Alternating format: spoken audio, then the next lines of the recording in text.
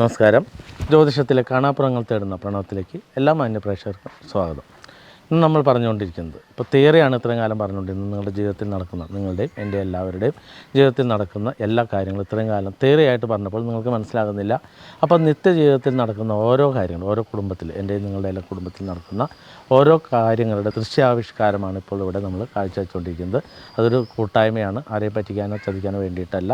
ഓരോ കുടുംബങ്ങളിലും സംഭവിച്ചിരിക്കുന്ന ഓരോ കാര്യങ്ങൾ കൃത്യമായിട്ട് കണ്ട് മനസ്സിലാക്കുക. നിങ്ങളുടെ ജീവിതത്തിൽ ഇങ്ങനെ സംഭവിക്കുന്നുണ്ടോ എന്ന് നിങ്ങൾക്ക് മനസ്സിലാകുന്ന അതേ നിമിഷം തന്നെ നിങ്ങൾ ശ്രീകൃഷ്ണ വാസ്തു ജ്യോതിഷാലയത്തിൻ്റെ സഹായം തേടുക. അങ്ങനെ എല്ലാവർക്കും ജീവിതം നല്ല രീതിയിൽ തിരിച്ചടിക്കാൻ സാധിക്കും. അതോടൊപ്പം തന്നെ തിരുപേരമംഗലത്തപ്പൻ്റെ തിരുസന്നിധിയിൽ എല്ലാ മാസത്തിലും വന്ന് പ്രാർത്ഥന ചെയ്ത് ജീവിത വിജയം നേടാൻ ശ്രമിക്കുക. എല്ലാവർക്കും നന്ദി, നമസ്കാരം. കിടന്നുറങ്ങുമ്പോഴേ ഞാൻ നിൻ്റെ അടുത്ത് പറഞ്ഞതാണ് വേഗം എണീക്കും. ഇന്ന് എനിക്ക് മീറ്റിംഗ് കൂടി ഉള്ളതുകൊണ്ടാണ് ഞാൻ നിൻ്റെ അടുത്ത് ഇങ്ങനെ പറയുന്നത്. ചേച്ചിക്ക് പറ്റില്ലെങ്കിൽ ചേച്ചി എന്നെ ബസ് സ്റ്റോപ്പിൽ നിർത്തിയാണ് ഞാൻ പോയിക്കോളാം. എടാ നീ ഒന്നും വിചാരിക്കില്ല, എനിക്ക് നേരം വൈകിയതുകൊണ്ടാണ്. ഇനി ചേച്ചി ഞാൻ കാരണം സമയം കളയണ്ട, ഇവിടെ നിർത്തിക്കും. നീ കാരണം നല്ല കുറച്ച് നേരത്തെ എണീറ്റാൽ മതിയാണ്. ഞാൻ എന്തായാലും നിന്നെ വൈകിട്ട് പിക്ക് ചെയ്യാൻ വരാം. ശരി, നീ എന്തായാലും ഇറങ്ങുമ്പോൾ വിളിക്കാം. ഞാൻ ഓഫീസിൽ നിന്ന് ഇറങ്ങുന്ന സമയം ഞാൻ വിളിക്കാം. ഓക്കെ.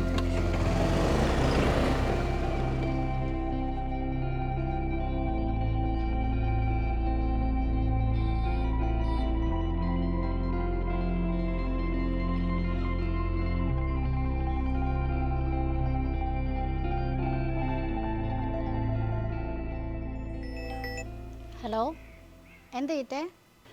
മോളെ നിങ്ങൾ എവിടെയാ? ഞാനിവിടെ ബസ് സ്റ്റോപ്പിലുണ്ട്. ചിന്നുവിനെ വിളിച്ചിട്ട് ഫോണിൽ കിട്ടുന്നില്ല. ചേച്ചി ഇപ്പം എന്നെ ഇവിടെ വിട്ടിട്ട് പോയതേ ഉള്ളൂ. എന്തു പറ്റി? നിങ്ങൾ ആരെങ്കിലും ഒന്ന് പെട്ടെന്ന് വാ. എന്തു പറ്റി ചേട്ടേ? അച്ഛന് തീരെ സുഖമില്ല മോളെ. ഞാനിതാ വരുന്നു.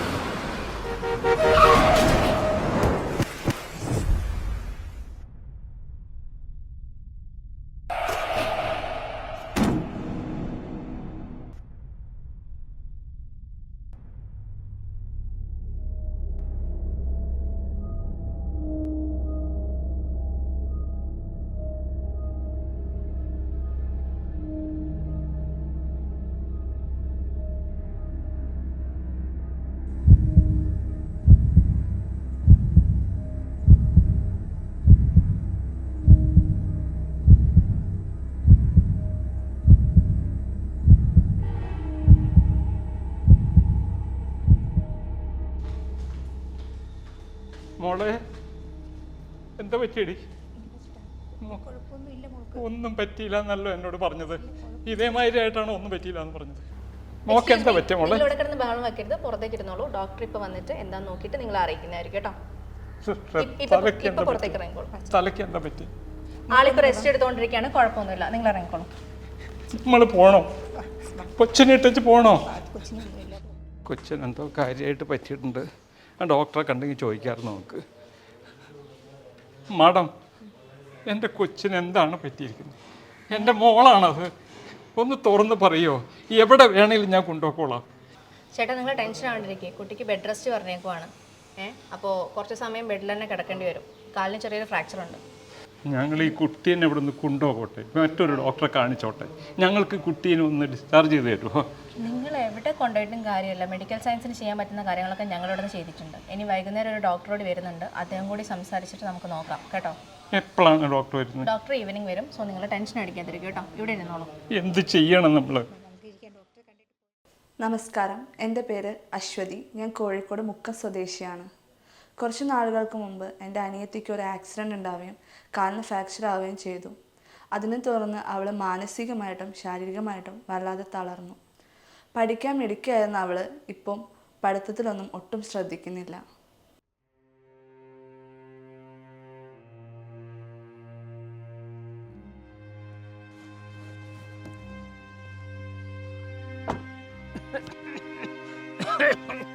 മോളെ വീടായി ഇറങ്ങി.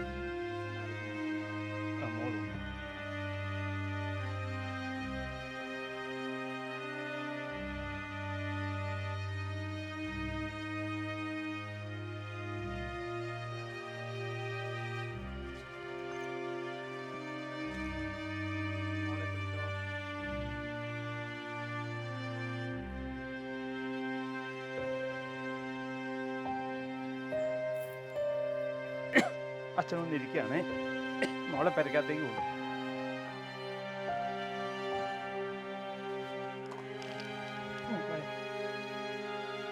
നോക്കി പോട്ടോ.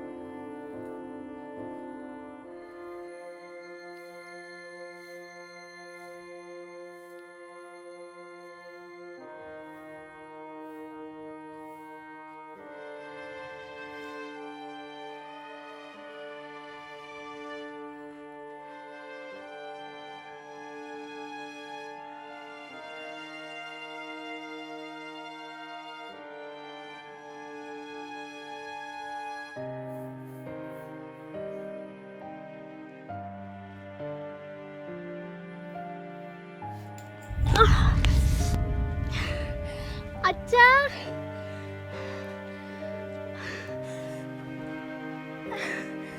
അച്ഛാ,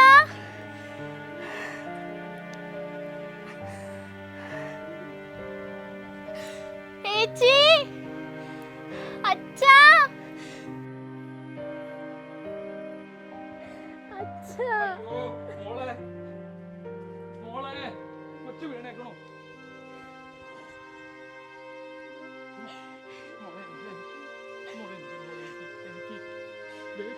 കാല് പിടിക്ക്, കൊച്ചിന്റെ കാല് പിടിക്ക്, താഴെ ഇറങ്ങി, മോള് താഴെ ഇറങ്ങി, പതുക്കെ. എന്നെ പറ്റി മോളെ? മോളെ എന്തിനാ പേപ്പർ എടുക്കാൻ വന്നത്? അച്ചെടുത്തതല്ലായിരുന്നു പേപ്പർ എടുക്കാൻ. മോളെ എന്തിനിറങ്ങി? മോളോട് എത്ര പ്രാവശ്യം പറഞ്ഞു കാല് ചവിട്ടരുത്, താഴെ ഇറങ്ങരുത് ഇല്ലേ? പറഞ്ഞില്ലേ? എന്തിനാ മോളെ ഇങ്ങനെ പറഞ്ഞിട്ട് പിന്നെ ചെയ്യണത്? എൻട്രൻസിൻ്റെ എക്സാം എഴുതാനിരിക്കുകയായിരുന്നു അവൾക്ക് ഈ ഒരു ആക്സിഡൻറ്റ് ഉണ്ടായത്. അത് കാരണം എൻട്രൻസ് എക്സാം ഒന്നും എഴുതാൻ പറ്റിയില്ല, അത് മുടങ്ങിപ്പോയി. അത് കാരണം ഞങ്ങൾ വീട്ടുകാരടക്കം എല്ലാവരും, അച്ഛനും ഞാനും അവളും എല്ലാവരും തളർന്നു പോയ അവസ്ഥയിലായിരുന്നു. അതിനുശേഷം ഒരുപാട് ട്രീറ്റ്മെൻറ്റ് എടുത്തു. അലോപ്പതി, ആയുർവേദം എല്ലാ ട്രീറ്റ്മെൻറ്റും ചെയ്തു. ഒരുപാട് അമ്പലങ്ങളും പള്ളികളും ഒക്കെ കയറി. എന്നാലും യാതൊരു റിസൾട്ടും കിട്ടിയിരുന്നില്ല. കോൾ വരണ്ടേ? വരണ്ടോ?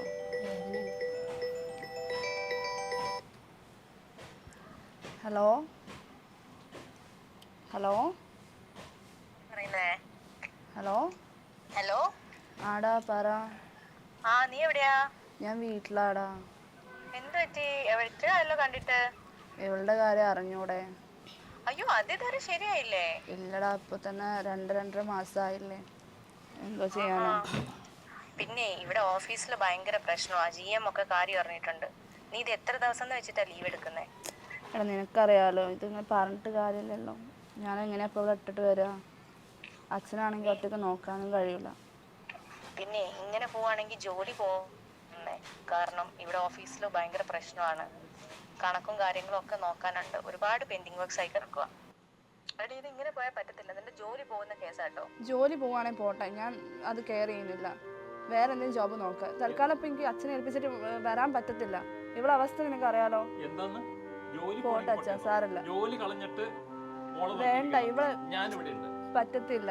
എന്തായാലും അത് പോട്ടെ, വേറെ എന്തെങ്കിലും ജോബ് നോക്കാം. ഇവിടെ പഠിത്തം മുടങ്ങി കിടക്കുക, നിനക്കറിയാലോ. ഇവിടെ എന്തായാലും വിട്ടിട്ട് വരാൻ പറ്റത്തില്ല. ശരി ചേച്ചി, ജോലി കളയണ്ട ചേച്ചി. സാറില്ലടാ, പോട്ടെ. നോക്കാം. നീ ടെൻഷൻ ആവാതെ. എനിക്ക് എന്തെങ്കിലും ചെയ്യാം, അങ്ങനെ ജോലി കളയണ്ട. അങ്ങനെയിരിക്കെയാണ് എൻ്റെ ഒരു സുഹൃത്ത് പറഞ്ഞ് ഞാൻ ഈ ക്ഷേത്രത്തെക്കുറിച്ച് അറിയുന്നത്. പേരമംഗലം നാഗരാജ ക്ഷേത്രം. ഇവിടെ വന്ന് ഗുരുനാഥനെ കാണുകയും സംസാരിക്കുകയും വേണ്ട വിധത്തിലുള്ള കർമ്മങ്ങൾ ചെയ്യുകയും ചെയ്തപ്പോൾ വളരെ വ്യത്യാസങ്ങൾ കണ്ടു തുടങ്ങി.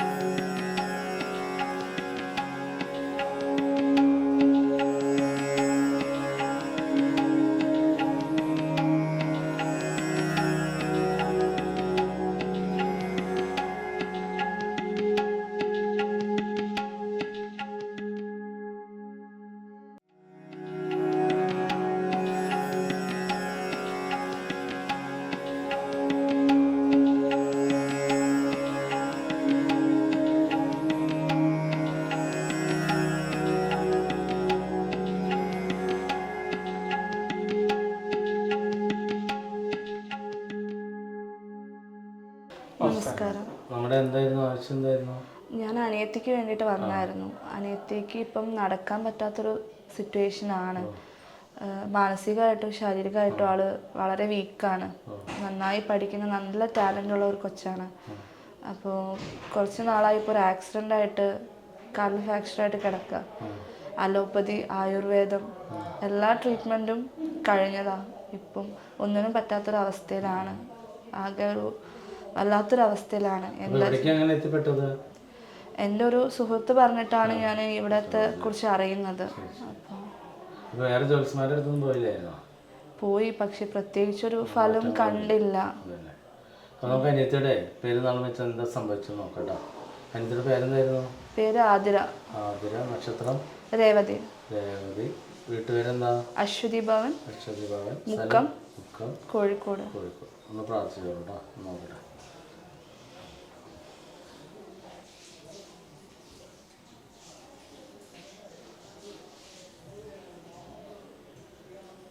നമുക്ക് കന്നിരാശിയാണ് കിട്ടിയിരിക്കുന്നതേ. അതിവിടെ ഈ പാമ്പിനെ ചുട്ടു വന്നതായിട്ടാണ് കാണിക്കുന്നത്. അങ്ങനെ വല്ല സംഭവിച്ചിട്ടുണ്ടോ നമ്മുടെ വീട്ടിലെങ്ങാനും? എൻ്റെ ഓർമ്മയിൽ എനിക്ക് അങ്ങനെ സംഭവിച്ചിട്ടുണ്ട്. ഞാൻ ഈ പാമ്പിനെ കണ്ടു കഴിഞ്ഞാൽ ഓടിക്കും. അതിനിപ്പോൾ എങ്ങനെയും തല്ലുകൊല്ലാൻ നോക്കും. ഒരിക്കലും പാമ്പിനെ അടിച്ചിട്ട് ശരിക്കും ചത്തില്ല. എന്നിട്ട് അതിനെ കരിയിലയിലിട്ടിട്ട് മണ്ണിനെ ഒഴിച്ച് തീ കൊടുത്തി അപ്പോൾ പടഞ്ഞിട്ട് കൊടുക്കും. അത് കുട്ടിക്ക് ആക്സിഡന്റ് ആണെങ്കിൽ കുറച്ച് ദിവസം മുമ്പുള്ള സംഭവം. അതെ അതെ അതെ. സർപ്പദോഷമാണ് ഈ പ്രശ്നം കേട്ടോ. പിന്നെ നമുക്ക് ഈ പാമ്പിനെ കണ്ടാലേ അടിച്ചു കൊല്ലാനും ഇങ്ങനെയൊക്കെ തോന്നുന്നതിന്റെ കാരണേ പൂർവികമായ സർപ്പദോഷം നമ്മുടെ പിന്നാലെ ഉണ്ട്, മുൻകാലങ്ങളിലുള്ളത്. അപ്പൊ നിങ്ങളത് എവിടെയെങ്കിലും പോയി നോക്കി മാറ്റണമായിരുന്നു. നിങ്ങൾ മാറ്റിയില്ല. കാരണം നമുക്ക് സാമ്പത്തികത്തിന്റെ പ്രശ്നമൊന്നും ഇല്ലാത്തതുകൊണ്ട് ഉള്ളിൽ വന്നിട്ടില്ലല്ലോ. അപ്പൊ അതുകൊണ്ട് ആ ചിന്ത ഉണ്ടായില്ല. ഇനിയിപ്പോ എന്താണ് നമുക്കിത് ആഹ്വാന പൂജയിൽ വന്നാൽ മതി കേട്ടോ. ആഹ്വാന പൂജ മാത്രം പോരാ. ആഹ്വാന പൂജയിൽ വന്നു കഴിഞ്ഞിട്ട് പിന്നീട് ഇവിടെ പാൽപ്പായസോമം, അതായത് 7 തലമുറയിലുള്ള സർപ്പദോഷമായാലും ഏത് ദോഷമായാലും മാറ്റുന്നതിന്, സ്ത്രീ ശാപമോ ബ്രാഹ്മണ ശാപമോ അങ്ങനെ ഏത് ശാപം മാറ്റുന്നതിനും പാൽപ്പായസോമുണ്ട് മഹാദേവൻ്റെ അടുത്ത്. അപ്പോൾ അത് ആഹ്വാന പൂജ കഴിഞ്ഞിട്ട് വന്ന് ചെയ്യണം. ആവാഹന പൂജ നിങ്ങൾ പൈസ അടച്ച് ബുക്ക് ചെയ്ത് കഴിഞ്ഞാൽ എത്ര പെട്ടെന്നുള്ള ഡേറ്റ് തരാം. നമുക്ക് തൽക്കാലേ കുട്ടീനെ നമുക്കൊന്ന് എഴുന്നേൽപ്പിച്ച് നടത്താൻ വേണ്ടിയിട്ട് നമുക്കിവിടെ പേരമംഗലത്ത് 27 ക്ഷേത്രങ്ങളിൽ മുട്ടൽക്ക് നടത്താം, 27 ക്ഷേത്രങ്ങളിൽ കടമായിസ് നടത്താം, 27 ക്ഷേത്രങ്ങളിൽ ഭാഗ്യസൂക്തം നടത്താം, 27 ക്ഷേത്രങ്ങളിൽ തട്ടസമർപ്പണം നടത്താം. ഇത്രയും ചെയ്ത് കഴിയുമ്പോൾ കുട്ടി അത്യാവശ്യം നിങ്ങൾ പറയണത് കേൾക്കാനും നടക്കാനുള്ള റെഡിയാവും.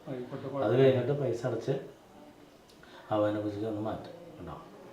അപ്പോൾ അങ്ങനെ മാറ്റി കഴിയുമ്പോൾ സംഭവം റെഡിയാവും. പിന്നെ വീടിൻ്റെ വാസ്തു ഇവിടെ നിന്ന് നോക്കും. അപ്പോൾ അവിടെ എന്തെങ്കിലും തെറ്റുമുറ്റൊക്കെ ഉണ്ടെങ്കിൽ അത് ചെയ്തോളും.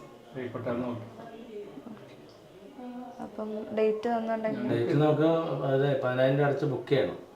ബുക്ക് ചെയ്യുമ്പോഴാണ് ഇവിടുന്ന് ഡേറ്റ് വിളിക്കുന്നത്.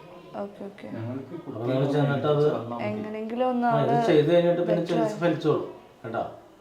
ഇത് ചെയ്ത് കഴിയുമ്പോഴേ ഈ പറയുന്ന കാര്യങ്ങൾ ചെയ്ത് കഴിയുമ്പോൾ തന്നെ നമുക്ക് മാറ്റം വരും. മാറ്റം വന്നിട്ട് നമ്മൾ പിന്നെ പൂജയിൽ വന്നത് കേട്ടോ. ശരി, നമസ്കാരം.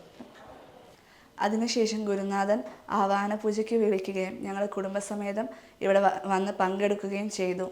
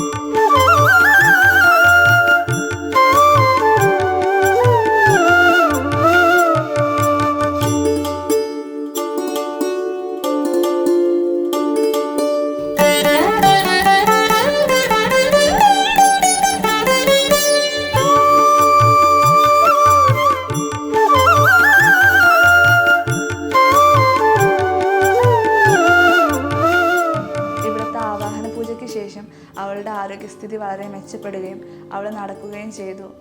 ഇപ്പോൾ അവൾ ഒരുപാട് ഹാപ്പിയാണ്. ഇവൾ എക്സാമിന് വേണ്ടി പ്രിപ്പറേഷൻ നടന്നുകൊണ്ടിരിക്കുകയാണ്. അച്ഛനാണെങ്കിൽ ആരോഗ്യം വളരെ നല്ല രീതിയിൽ മെച്ചപ്പെടുന്നുണ്ട്. അസുഖങ്ങളെല്ലാം ഭേദപ്പെട്ടു. എനിക്കാണെങ്കിൽ ജോലിക്ക് പോകാൻ സാധിക്കുന്നുണ്ട്. ഇപ്പം ഞങ്ങളുടെ കുടുംബം വളരെ സന്തുഷ്ടരാണ്. ഇതുപോലെ നിങ്ങളുടെ കുടുംബത്തിലും എന്തെങ്കിലും ബുദ്ധിമുട്ടുകൾ ഉണ്ടാവുകയാണെങ്കിൽ പേരമംഗലം ശ്രീ നാഗരാജ ക്ഷേത്രത്തിൽ വന്നിട്ട് ഗുരുനാഥൻ പറയുന്നത് പോലെയുള്ള വഴിപാടുകളും കർമ്മങ്ങളും ചെയ്യുകയും ചെയ്യുകയാണെങ്കിൽ നിങ്ങളുടെ ലൈഫിൽ ഒരുപാട് നല്ല മാറ്റങ്ങളുണ്ടാവും. എൻ്റെ ജീവിതമാണ് എൻ്റെ സാക്ഷ്യം.